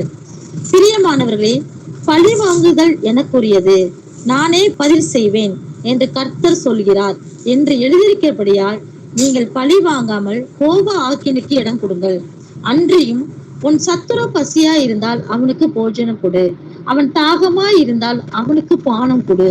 நீ இப்படி செய்வதனால் அக்கினி தழலை அவன் தரைமேல் குவிப்பாய். நீ தீமையினாலே வெல்லப்படாமல் தீமையை நன்மையினாலே வெல்லு. ஆமேன். ஆமென். வசனம் 17 சொல்லுகிறது, ஒருவனுக்கும் தீமைக்கு தீமை செய்யாது இருங்கள். ஏன் இந்த வார்த்தைகள் எழுதுறாங்க? இதுதான் உலக பழக்கம், உலக வழக்கமே அதுதான். எனக்கு அரைஞ்சியா, இந்த 2 தடவை அரைகிறேன். ஒரு கண்ணை பிடுங்கனியா, உனக்கு கையும் சேர்த்து கண்ணையும் சேர்த்து வெட்டுறேன். சோ இந்த மாதிரி இந்த உலகத்தோட பேட்டர்னே அதுதானே, தீமைக்கு தீமை செய்கிறது. ஆனா கிறிஸ்துவுக்குரிய அன்பு அப்படிப்பட்டது அல்ல. சோ ஒருவனுக்கும் தீமைக்கு தீமை செய்யாது இருங்கள். எல்லா மனுஷருக்கு முன்பாக யோக்கியமானவை செய்ய நாடுங்கள். அப்போ கர்த்தருக்கு பிரியமான காரியம் தான் யோக்கியமானது, கர்த்தருக்கு பிரியமாக இல்லாத காரியங்கள் எல்லாம் அயோக்கியமானது அப்படின்னு தான் புரிஞ்சுக்கிறோம் இந்த இடத்துல. அப்ப கூடுமானால் உங்களால் ஆன மட்டும் எல்லா மனுஷரோடும் சமாதானமா இருங்கள். அப்போ வசனம் 20 சொல்லுகிறது, அன்றியும் உன் சத்துரு பசியா இருந்தால் அவனுக்கு போஜனம் கொடு, அவன் தாகமா இருந்தால் அவனுக்கு பானம் கொடு அப்படின்னு சொல்லி பார்க்கிறோம். அப்போ இதுதான் கர்த்தர் விரும்புகிற அந்த அன்பு, கிரைஸ்ட் லைக் லவ். கர்த்தர் விரும்புகிற அந்த அன்பு. அப்போ எனக்கு ஒருத்தர் தப்பு செய்யறாங்கன்னா நான் மீண்டும் அவங்களுக்கு தப்பு செய்யாம அவர்களுக்காக ஜெபம் பண்ணுங்கள், அவர்களுக்கு நன்மை செய்யுங்கள், அவர்களை ஆசீர்வதியுங்கள் அப்படின்னு சொல்லி கர்த்தர் நமக்கு சொல்லுகிறார். அப்போ இதுதான் கிரைஸ்ட், கர்த்தர் விரும்புகிற, இயேசு கிறிஸ்து விரும்புகிற அந்த அன்பு அப்படின்னு நம்ம பார்க்கிறோம். அப்போ எல்லாரோடும் சமாதானமாக இருக்க வேண்டும். சோ கிறிஸ்து விரும்புகிற அந்த அன்போட கருத்து வேறுபாடுகளை நாம் மேற்கொண்டு வரணும்னு சொல்லி கர்த்தர் விரும்புகிறார். நீதிமொழிகள் 15ஆம் அதிகாரம் வசனம் 1, Proverbs 15:1. மெதுவான பிரதியுத்தரம் உக்கிரத்தை மாற்றும், கடுஞ்சொற்களோ கோபத்தை எழுப்பும். ஆமென். ஆமென். ஆமென். கடுஞ்சொற்களோ கோபத்தை எழுப்பும் அப்படின்னு பார்க்கிறோம். சோ ஒரு கான்ஃபிளிக்ஸ் நடக்கும் பொழுது கிறிஸ்து விரும்புகிற பிரகாரமாக அன்போட இருந்து, சாந்தத்தோட இருந்து, அமைதியுள்ள ஆவியோட மெதுவாக பிரதியுத்தரம் நாம் சொல்லும் பொழுது அது எவ்வளவு எதிராளி ஒரு உக்கிரத்துல உட்கார்ந்து இருந்தாலும் அது நன்மைக்கு ஏதுவாக மாறும். அவர்களும் அதை புரிந்து கொண்டு அமைதியா இருந்து அந்த கான்ஃபிளிக்ட அந்த டிஃபரன்ஸ் ஒப்பீனியன், அந்த பிரச்சனைகளை நம்மால அந்த சமாதானத்துக்குள்ள கொண்டு வர்றதுக்கு நீங்களும் நானும் தான் அந்த ஸ்டெப்பை எடுத்தாகணும். ஏன்னா இந்த ஊழியம் உங்களுக்காகவும் எனக்காகவும் கொடுக்கப்பட்டிருக்கிறது. எபேசியர் 4ஆம் அதிகாரம் வசனம் 2, Ephesians 4:2. மிகுந்த மனத்தாழ்மையும் சாந்தமும் நீடிய பொறுமையும் உடையவர்களாய் அன்பினால் ஒருவரை ஒருவர் தாங்கி. ஆமென். ஆமென். சோ என்னால ஏன் அந்த மாதிரி சூழ்நிலைகள்ல அந்த சூழ்நிலை விழுந்து போய் அந்த பிரச்சனைகளை பெருசாக்கி கடுமையான வார்த்தைகளை பேசி நான் ஏன் அந்த பிரச்சனை சிக்கிக்கிறேன்னா, இந்த வசனம் சொல்வது போல எனக்கு மிகுந்த மனத்தாழ்மை அந்த இடத்துல இல்ல. ஒரு பிரச்சனை வரும் பொழுது நான் அப்படின்ற அந்த காரணத்தினால நான் என்ன பண்றேன், சில வார்த்தைகளை பேசிடுறேன். சோ எனக்கு மனத்தாழ்மை குறைவாக இருக்கிறது, எனக்கு சாந்தம் இல்ல, எனக்கு நீடிய பொறுமை இல்ல. இந்த நீடிய பொறுமையும் இந்த சாந்தமும் மனத்தாழ்மை இல்லாததுனால ஒப்புரவாகிறதுக்கு நான் ரெடியா இல்லைன்றதை நம்ம பார்க்கிறோம். அப்போ அந்த கருத்து வேறுபாடுகளை இன்னும் பெட்ரோல் ஊத்தி இன்னும் அதிகமாக எரிய விடுறது போல எனக்கு இந்த மாதிரி விஷயங்கள் இல்லாததுனால நான் என்ன பண்றேன், அதுக்கு நிறைய ஃபியூவல் போட்டு அந்த பிரச்சனைகளை பெருசுதான் பண்றேனே தவிர அந்த பிரச்சனைகளை முடிக்கிறதுக்கு நான் ரெடியா இல்லை. அப்போ எனக்குள்ள ஒரு மனத்தாழ்மை வரும் பொழுது, எனக்குள்ள ஒரு நீடிய சாந்தம் வரும் பொழுது, எனக்குள்ள ஒரு பொறுமை வரும் பொழுது கண்டிப்பா என்னால அந்த மாதிரி சூழல்கள் வந்துச்சு அப்படின்னா அதை மேற்கொள்ள முடியும். கர்த்தர் சொல்லுகிறார், எல்லாவற்றுக்கும் மேலாக அன்பினாலே ஒருவரை ஒருவர் தாங்குகிற பிள்ளைகளாக நம்ம இருக்கணும்னு சொல்லி விரும்புகிறார். 1 பேதுரு 3ஆம் அதிகாரம் வசனங்கள் 8 முதல் 9 வரை. 1 Peter 3:8-9. மேலும் நீங்கள் எல்லோரும் ஒருமனப்பட்டவர்களும் இரக்கம் உள்ளவர்களும் சகோதர சிநேகம் உள்ளவர்களும் மன உருக்கம் உள்ளவர்களும் இணக்கம் உள்ளவர்களாய் இருந்து தீமைக்கு தீமையும் உதாசீனத்துக்கு உதாசீனத்தையும் சரி கட்டாமல் அதற்கு பதிலாக நீங்கள் ஆசீர்வாதத்தை சுதந்திரித்துக் கொள்ளும்படி அழைக்கப்பட்டு இருக்கிறவர்கள் என்று அறிந்து ஆசீர்வதியுங்கள். ஆமென். வசனம் 9 சொல்லுகிறது, தீமைக்கு தீமையும் உதாசீனத்திற்கு உதாசீனத்தையும் சரி கட்டாமல். அப்படிதான் செய்யவே செய்யாதீங்க. வேற ஆல்டர்னேட் வச்சிருக்கேன் உங்களுக்கு, அதற்கு பதிலாக அப்படின்னு சொல்லி கர்த்தர் சொல்றாருங்க, நீங்கள் ஆசீர்வாதத்தை சுதந்திரித்துக் கொள்ளும்படி நமக்கு நித்திய ஜீவன் தரன்னு சொல்லி கர்த்தர் நமக்கு வாக்குத்தத்தம் பண்ணியிருக்கிறார். அப்போ அதை நான் சுதந்திரித்துக் கொள்ளணும் அப்படின்னா வசனம் சொல்கிறது, நீங்கள் ஆசீர்வாதத்தை சுதந்திரித்துக் கொள்ளும்படி அழைக்கப்பட்டவர்கள் என்று அறிந்து ஆசீர்வதியுங்கள். அப்ப நான் பரலோக ராஜ்யத்துக்குள்ள பிரவேசிக்கணும் அப்படின்னா அதை புரிந்து கொண்ட மகளாக இருக்கிறோம் அப்படின்னா வசனம் சொல்கிறது, நீங்கள் எல்லாரும் ஒருமனப்பட்டவர்களும் இரக்கம் உள்ளவர்களும் சகோதர சிநேகம் உள்ளவர்களும் மன உருக்கம் உள்ளவர்களும் இணக்கம் உள்ளவர்களா இருந்து அப்படின்னு பார்க்கிறோம். அப்ப இந்த மாதிரி ஆட்ரிபியூட்ஸ் நம்ம வாழ்க்கையில இருந்துச்சு அப்படின்னா நம்ம ஒருவரை ஒருவர் மன்னித்து ஒருவரை ஒருவர் அன்பு செய்து கொண்டு ஒருவரை ஒருவர் தன்னிலும் மேன்மை உள்ளவராக இருக்கிறார்கள் என்று புரிந்து கொண்டு அழைக்கப்பட்ட நாம் எல்லாரும் மற்றவர்களையும் ஆசீர்வதிக்கவும் அழைக்கப்பட்டிருக்கிறோம். கொலோசியர் 3ஆம் அதிகாரம் வசனங்கள் 12 முதல் 14 வரை. கொலோசியன்ஸ் 3:12-14. ஆகையால் நீங்கள் தேவனால் தெரிந்து கொள்ளப்பட்ட பரிசுத்தரும் பிரியருமாய் உருக்கமான இரக்கத்தையும் தயவையும் மனத்தாழ்மையையும் சாந்தத்தையும் நீடிய பொறுமையையும் தரித்து கொண்டு ஒருவரை ஒருவர் தாங்கி ஒருவர் பேரில் ஒருவருக்கு குறைபாடு உண்டானால் கிறிஸ்து உங்களுக்கு மன்னித்தது போல ஒருவருக்கொருவர் மன்னியுங்கள். இவை எல்லாவற்றின் மேலும் பூரண சற்குணத்தின் கட்டாகிய அன்பை தரித்து கொள்ளுங்கள். ஆமென். ஆமென். ஆகையால் நீங்கள் தேவனால் தெரிந்து கொள்ளப்பட்ட பரிசுத்தரும் பிரியருமாய். அப்ப நீங்களும் நானும் கர்த்தரை வந்து சொந்த ரட்சகராக ஏற்றுக்கொண்டிருக்கிறோம். ஆனாலும் அவர் நம் ஒவ்வொருவரையும் முன் குறித்திருக்கிறார். எப்போ? காலங்கள் தோன்றுவதற்கு முன்பாகவே உங்களையும் என்னையும் அவர் முன் குறித்திருக்கிறார். அப்போ அவர் நம்மை அழைத்திருக்கிறார், நம்மை பரிசுத்தப்படுத்தியிருக்கிறார்.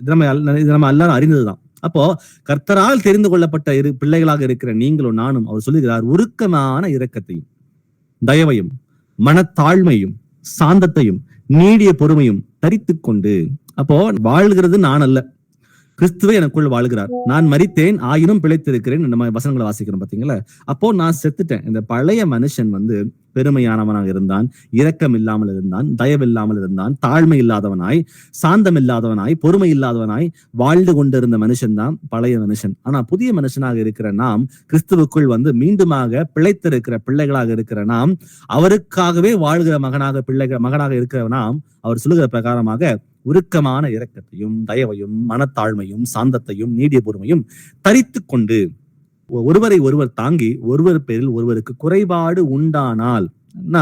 சபையில நம்ம எல்லாரும் இருக்கிறோம், நம்ம எல்லாரும் வந்து அடிக்கடி நம்ம சந்திக்கிறோம், வசனங்களை தியானிக்கிறோம், அப்ப நம்ம பரிசுத்தமா வாழ எல்லாரும் பிரயாசப்படுறோம். ஆனாலும் சம்டைம்ஸ் சில கான்ஃபிளிக்ட்ஸ் வர்றதுக்கு நிறைய வாய்ப்புகள் இருக்கு. ஆனா அதற்கு நம்ம இடம் கொடுக்காம எல்லாரும் வந்து ஆசீர்வாதத்தை சுதந்திரத்துக் கொள்ள பிள்ளைகள் என்று நினைவு கூர்ந்து அழைக்கப்பட்ட நாம் வந்து பரிசுத்தமுள்ளவர்களா இருக்க வேண்டும் என்று நினைவு கூர்ந்து ஒருவரை ஒருவர் தாங்கி, நான் எவ்வளவு பெரிய பாவி, என்னுடைய பாவங்களை கர்த்தராகிய இயேசு கிறிஸ்து மன்னித்தாரே, என்னை வந்து கர்த்தரோட கூட ஒப்புரவாக்குனாரே, அப்ப நானும் கூட உருக்கமான இரக்கத்தோட தயவோட மனத்தாழ்மையோட சாந்தத்தோட நீடிய பொறுமையோட நான் வந்து கிறிஸ்து என்னை மன்னித்தது போல நானும் மற்றவர்களை மன்னிப்பதற்கு அழைத்திருக்கிறார். இப்போ வசனம் 14 சொல்லுகிறது, இவை எல்லாவற்றின் மேலும் பூரண சற்குணத்தின் கட்டாகிய அன்பை தரித்து கொள்ளுங்கள். இந்த அன்பு அப்படின்ற காரியம் நமக்குள்ள வந்து இருக்கும் பொழுது இதுதான் ஒரு பைண்டிங் ஃபேக்டர், ஒரு கம் மாதிரி. சில காரியங்களை ஒட்ட வைக்கிறதுக்கு வந்து நம்ம கம் எப்படி நம்ம பயன்படுத்துறோமோ அது போல இந்த உருக்கமான இரக்கம் தயவு மனத்தாழ்மை சாந்தம் நீடிய பொறுமை இதெல்லாம் எனக்குள்ள வந்து நான் நடப்பிச்சுதான் ஆகணும். ஏன்னா அந்த ஆவியின் கனியை வாசிக்கிறோம்ல, அன்பு சந்தோஷம் சமாதானம் நீடிய பொறுமை தயவு நிர்குணம் விசுவாசம் சாந்தம் இச்சை அடக்கம். அப்ப இந்த 9 கனியில நிலைச்சு நிக்கணும் அப்படின்னா இங்க ரொம்ப முக்கியமா இருக்கிறது வந்து அந்த அன்பு அப்படின்ற காரியத்தை வந்து ஒரு பைண்டிங் ஃபேக்டரா இருக்கு. அந்த அன்புன்றது ஒரு கம் போல ஒட்டுறதுக்கு வந்து அது ஏதுவாக இருக்குது. அந்த அன்பு எனக்குள்ள இருக்கும் பொழுது கர்த்தர் என் மேல் அன்பு கூர்ந்தார், நான் அவர் மேல் அன்பு கூறுகிறேன். அது போல தன்னை நேசிப்பது போல பிறனையும் நேசின்ற கட்டளை அறிந்த மகளாக நம்ம இருக்கும் பொழுது நம்ம என்ன பண்றோம்? அந்த உருக்கமான இரக்கம் அந்த தயவு அந்த மனத்தாழ்மை அந்த சாந்தம் நீடிய பொறுமை ஆட்டோமேட்டிக்கா நம்ம லைஃப்ல பிரதிபலிக்க முடியும். அதை ரிஃப்ளெக்ட் பண்ண கண்டிப்பா நம்மளால முடியும். அன்பு குறைவா இருந்துச்சு அப்படின்னா கண்டிப்பா இந்த ஆட்ரிபியூட்ஸை நம்மளால லைஃப்ல ரிஃப்ளெக்ட் பண்றது ரொம்ப கொஞ்சம் கடினமா இருக்கும். அதனால அந்த பூரண சற்குணத்தின் கட்டாகிய அந்த அன்பை தரித்து கொள்ளும் பொழுது ஆட்டோமேட்டிக்கா நம்மளால இந்த காரியங்களை நடப்பிக்க முடியும்.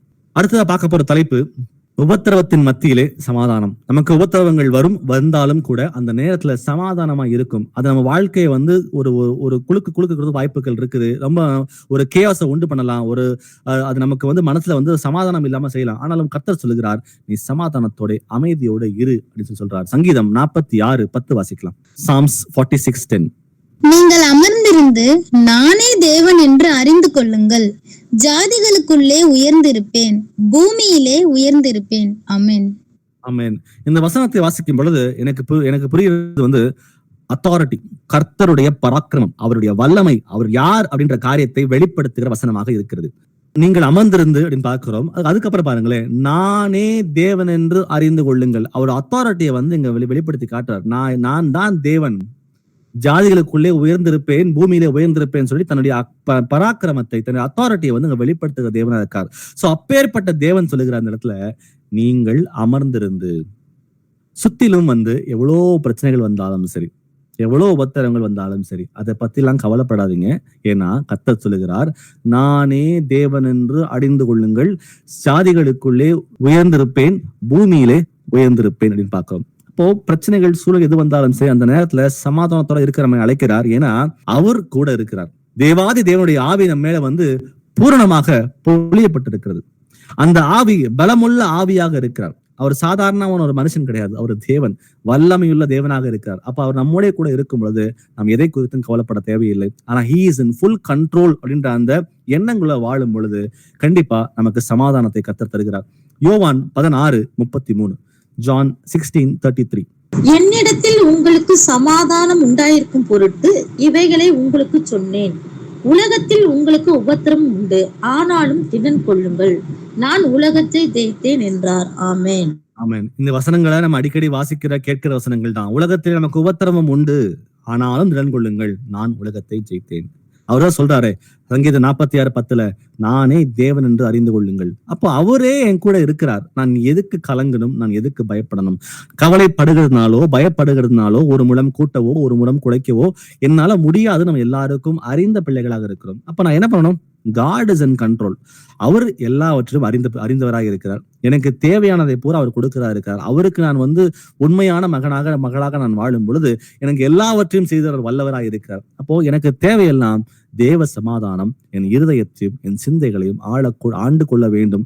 அப்ப அதை ஆண்டு கொண்டு வரும் பொழுது நமக்கு வந்து உலகத்துல சுத்தி எந்த பிரச்சனைகள் வந்தாலும் சரி, அதை குறிச்சு ஒரு பெரிய கலக்கம் நமக்கு வரவே வராது. ஏசாயா 40:31 வாசிக்கலாம். ஐசாயா 40:31.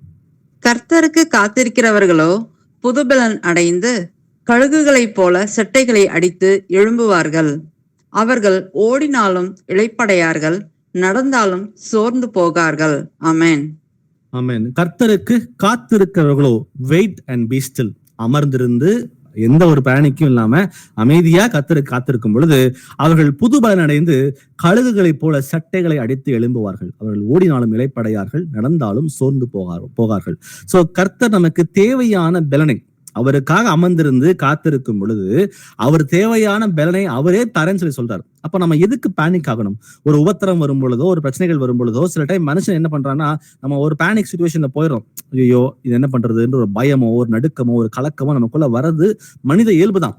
ஆனா வசனம் சொல்றது பிரகாரமாக கர்த்தருக்கு காத்திருக்கிறவர்களோ புதுபலன் அடைந்து செட்டைகளை எடுத்து எழும்புவார்கள் அப்படின்னு நம்ம பார்க்கிறோம். அப்போ அந்த வார்த்தைகளின் படியாக ரோமர்ல 5ஆம் அதிகாரம் வசனங்கள் 3-4 வாசிக்கிறேன் நானு. அது மாத்திரமல்ல, உபத்திரவம் பொறுமையும், பொறுமை பரீட்சையும், பரீட்சை நம்பிக்கையும் உண்டாக்குது என்று அறிந்து உபத்திரவங்களிலே மேன்மை பாராட்டுங்கள். ரோமர் 5ஆம் அதிகாரம் 3-4 வரை. அப்போ உபத்திரம் வருது, அந்த உபத்திரவத்துல பொறுமையை கத்துக்கிறேன். அந்த பொறுமையின் மூலமா உள்ளான மனுஷன் பலப்படுறான். அந்த உள்ளான மனுஷன் பலப்படும் பொழுது எனக்கு ஒரு நம்பிக்கை பிறக்கிறது. அந்த நம்பிக்கையில வந்து நான் வாழும் பொழுது உபத்திரவங்களிலே மேன்மை பாராட்டுங்கள். அப்போ உபத்திரம் வருகிறது ரொம்ப நல்லதுதான். ஏன்னா பரலோகத்துக்கு போகிறதுக்காக இந்த மாதிரி சில காரியங்கள் என் வாழ்க்கையில வர்றது எனக்கு ரொம்ப நன்மையானதாக இருக்கிறது. அதன் மூலமா நான் வந்து பரலோகத்துக்கு போகிறதுக்கு நான் உள்ளான மனுஷன் வந்து ஆயத்தப்படுகிறேன். அப்போ உபத்திரம் வருதுல நீங்கள் மேன்மை பாராட்டுங்கள் அப்படின்னு கர்த்தர் நமக்கு சொல்லுகிறார். வாசிப்போம் 2 தெசலோனிக்கேயர் 3ஆம் அதிகாரம் வசனம் 16. 2 Thessalonians 3:16. சமாதானத்தின் கர்த்தர் தாமே எப்பொழுதும் சகல விதத்திலும் உங்களுக்கு சமாதானத்தை தந்தருளுவாராக. கர்த்தர் உங்கள் அனைவரும் கூட இருப்பாராக. ஆமென். சமாதானத்தின் கர்த்தர் தாமே, நான் சமாதானத்தின் தேவன், அவர் நமக்கு தெரியும். அவர் சமாதான தேவனாக இருக்கிறார். உலகத்திலே உபத்திரவம் உண்டு, ஆனாலும் திடன் கொள்ளுங்கள், நான் உலகத்தை ஜெயித்தேன்னு சொன்னார். அவர் சொல்லுகிறார் இந்த இடத்துல, எப்பொழுதும் சகல விதத்திலும் உங்களுக்கு சமாதானத்தை தந்தருள்வாராக பார்க்கிறோம். அவர் தருகிற தேவன் தான். அப்போ எந்த சூழ்நிலை, நம்ம சுற்றில எந்த சூழ்நிலை வந்தாலும் சரி, பிரச்சனைகளோ உபத்திரவங்களோ இல்ல வந்து எந்த வந்தாலும் சரி, எதை பத்தியும் கவலைப்படாதீங்க. ஏன்னா கர்த்தர் சொல்லுகிறார், அவர் சமாதானத்தின் தேவன், எப்பொழுதும் எல்லா விதத்திலும் நமக்கு சமாதானத்தை அவர் தருகிறதுக்கு ஒரு ரெடியா இருக்கார். அதை புரிந்து கொண்டு நம்ம இருந்தா மட்டும் போதும். சங்கீதம் 34:14 வாசிக்கலாம். Psalms 34:14. தீமையை விட்டு விலகி நன்மை செய், சமாதானத்தை தேடி அதை தொடர்ந்து கொள். ஆமென். ஆமென். தீமையை விட்டு விலகி நன்மையை செய். அப்போ எதெல்லாம் தவறா இருக்கிறது, கர்த்தருக்கு விரோதமாக எந்தெந்த காரியங்கள் எல்லாம் என் வாழ்க்கையில் இருக்குதோ அது எல்லாவற்றையும் தேடி பார்த்து அதை ரிஜெக்ட் பண்ண சொல்லி கர்த்தர் விரும்புகிறார். அப்போ தப்பான காரியங்களை பின்தொடராம சமாதானத்தை தேடி, கர்த்தருக்குள் சமாதானத்தை தேடி அதை பின்தொடர்ந்து, பர்சியூன்னு சொல்லி சொல்லுவாங்க இங்கிலீஷ்ல, பின்தொடர்ந்தே ஓடணும். ஒரு நாள் வேலை கிடையாது. அது பின்தொடர்ந்து கர்த்தராக இயேசு கிறிஸ்து வெளிப்படுகிற அந்த காலகட்டம் வரைக்கும் அதை பின்தொடர்ந்து நம்ம தேடி அதை போகணும்னு சொல்லி கர்த்தர் விரும்புகிறார். ரோமர் 8:28 வாசிக்கலாம். ரோமன்ஸ் 8:28. அன்றியும் அவருடைய தீர்மானத்தின்படி அழைக்கப்பட்டவர்களாய் தேவனிடத்தில் அன்பு கூறுகிறவர்களுக்கு சகலமும் நன்மைக்கு ஏதுவாக நடக்கிறதென்று அறிந்திருக்கிறோம். ஆமென். அவருடைய தீர்மானத்தின்படி அழைக்கப்பட்டவர்கள். அப்போ கர்த்தர் நம்மை அழைத்திருக்கிறார், அவருடைய தீர்மானமாக இருக்கிறது. அப்போ தேவனிடத்தில் அன்பு கூறுகிறவள் அப்படின்னு பாக்குறோம். அப்படின்னா என்ன? தேவனுடைய கட்டளைகளை புரிந்து கொண்டு அந்த கட்டளைகளுக்கு கீழ்ப்படுகிற பிள்ளைகளா நம்ம நடந்தோம் அப்படின்னா சகலமும் நன்மைக்கு ஏதுவாக நடக்கிறது என்று நாம் அறிந்திருக்கிறோம். அப்போ கர்த்தர் நம்மை அழைத்த அழைப்பு உண்மை உள்ள அழைப்பு தான். அப்போ அந்த அழைப்புக்கு பாத்திரவனாக நம்ம நடக்கணும்னா அவருடைய கட்டளைகளுக்கு கீழ்ப்படியணும். கட்டளைகளுக்கு கீழ்ப்படியும் பொழுது வசனம் சொல்லுகிறது சகலமும் நன்மைக்கு ஏதுவாக நடக்கிறது என்று நாம் அறிந்திருக்கிறோம்.